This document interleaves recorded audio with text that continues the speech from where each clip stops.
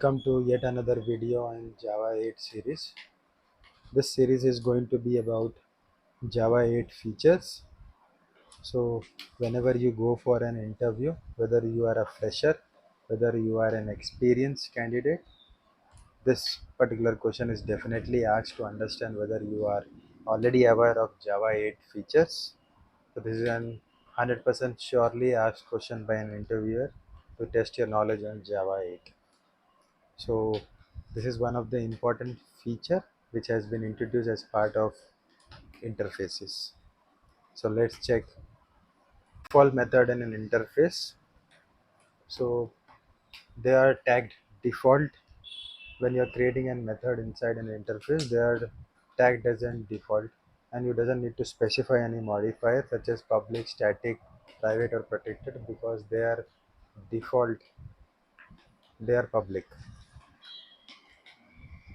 So the basic functionality, or like the basic reason for adding a default method, if you see, is by adding a new functionality to an interface, so without breaking the or without affecting the implementation classes. So it ensures the backward compatibility. So whatever the prior to version of Java 8, right, so it maintains a backward compatibility, so that you doesn't need to refactor your code, because in prior to Java 8, right, it used to break that particular, once we introduce something in an interface. So these methods have the implementation in the interface itself, so that you doesn't need to have an separate implementation in the implementation classes. So this can be a useful because the default method already provide implementation, so that the developer doesn't need to worry about it, so they can use this particular method without implementing it. So as I mentioned, prior to Java 8, it was very there was no provision, like, let's say in the abstraction features, right? Let's say there are, interfaces which, there are multiple implementation of that particular interfaces. There are multiple implementation. So when you used to introduce something, it used to break that design. So now you are, I mean, it used to be forced to be implementing those methods. But when introducing this particular default methods, it become handy, and doesn't need to implement any new methods implementation of it. So in case of multiple inheritance, so now you already know Java, there is a diamond problem, which it doesn't support multiple inheritance. So when it comes to, like, multiple inheritance, when it comes to Java, right? So I will just walk you through the code. Let's say you have an interface one, right, and you have an interface two, and let's say you have an implementation class which is implementing both, that is interface 1 and interface 2. And in that particular the, the interfaces, we have a same implementation. Let's say the method 1 is been written, right? So method 1 which is written in the first interface, that is interface 1, and the same implementation is provided in interface. Now when we have an, when we implement this particular two interfaces in a single implementation, now the compiler will confuse about, like, whether which method should be following. So there, there is a compile time error. So we'll walk you through the code how we can solve that through the when we go through the code. So let's look at the static thing. So static method in an interface. Earlier, we did not have a provision to introduce the static methods. So these methods are similar to the default methods, but they can't be overridden in implementation class. They are bound to be as inside the specific class only, and they doesn't, they are not visible, I would say, because uh, they are visible, but they are actually bound to be specific to that particular class. So it's static. It is a behavior of static. So the same functionality which is applicable for static, right, will be applicable for this.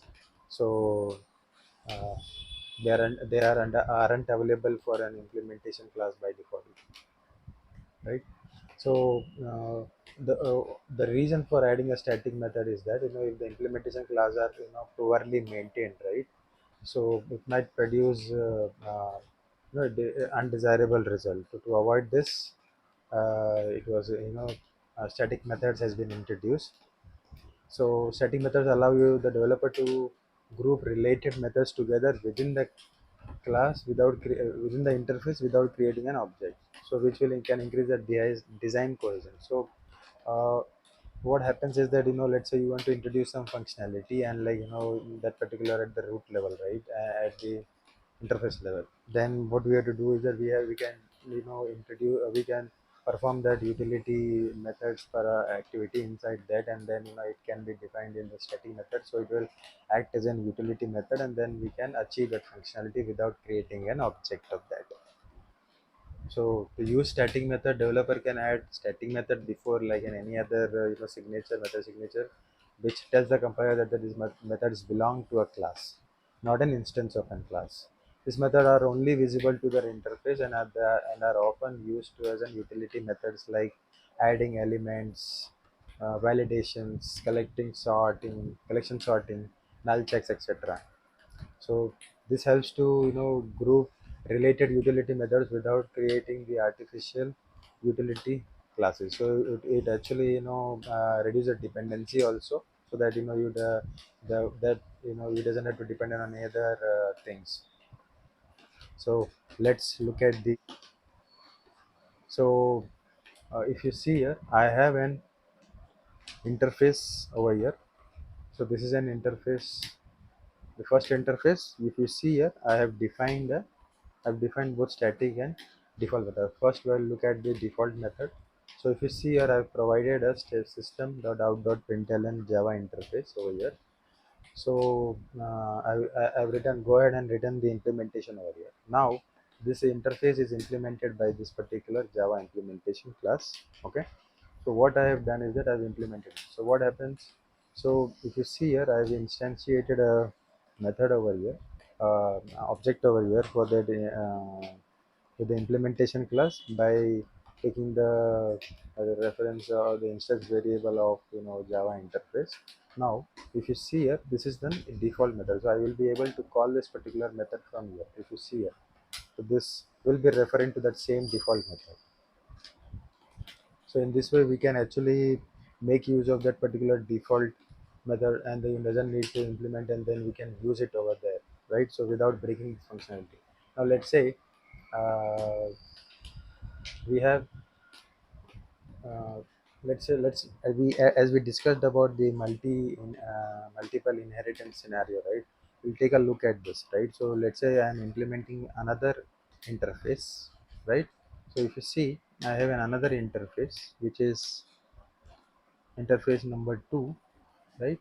So if you see here, I'm getting an error over here.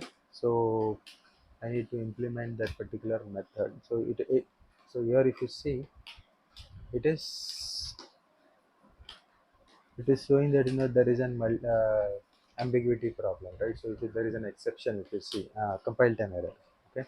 So what is happening over here is that as this method, if you see your default method, the same implementation is in interface 1 also, and the same implementation is also is available in an interface. So now the compiler is confused which methods to be called up, because it is present in both, and this implementation class is implementing from these two interfaces. Now it is confused which one to be called up.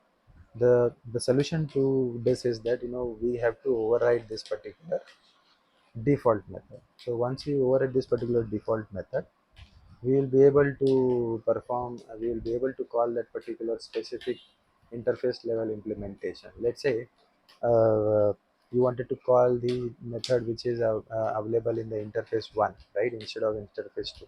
So what you have to do is that there is a way to call it. So interface Java interface dot super.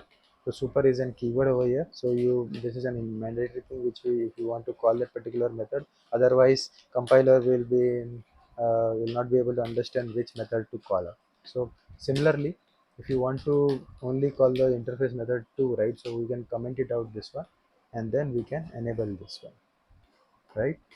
So or else, or you can do one thing, implement both as well. So it will be calling both. Now if you see, if I run this particular implementation, what will happen? See, it will be printing both of those. See here, interface 1 and interface 2. If you see here, it is implemented in this default method. Hope you got the default method uh, details properly. Now let's look at the static method. Now if you see, this is a static int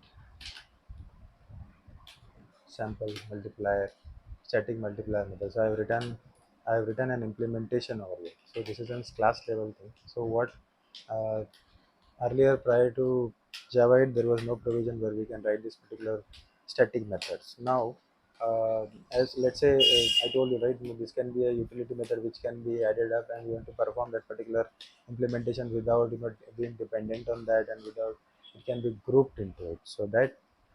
So if you see here, now as I told, like, I should be able to call it without creating an instance of this, right? So if you see here,